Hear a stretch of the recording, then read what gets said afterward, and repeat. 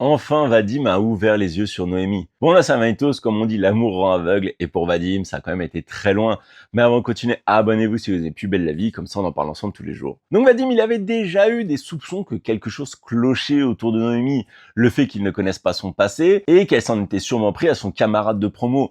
Il l'avait même couvert auprès de la police. Mais là, avec le prof de sport prédateur, c'est allé encore plus loin.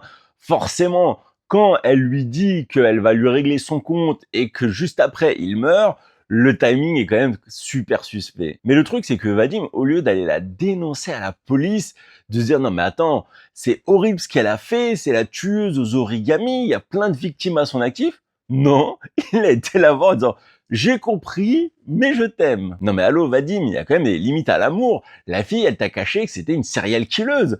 C'est pas non plus un détail anodin. Et moi, je continue à vous dire que Noémie, elle ne tue pas que pour faire la justice. Tout ce qu'elle a fait avec Cassian, c'était de la pure vengeance. Cassian, elle allait passer sa vie en prison. Ça, c'était la justice. En plus, elle a été butée la mère juste pour qu'il ressente ce que c'était de perdre un parent proche. Donc, je vois pas comment Vadim, il peut cautionner tout ça. Bon, après, vu comment elle l'a rejeté et qu'il allait pleurer dans les épaules de Patrick, soit disant en passant, je m'y attendais absolument pas. Ça se trouve, à un moment, il va craquer, il va dire «Ah, c'est parce que Noémie, c'est la tueuse». Même si je ne pense pas, parce qu'il va s'accrocher à Noémie jusqu'au bout.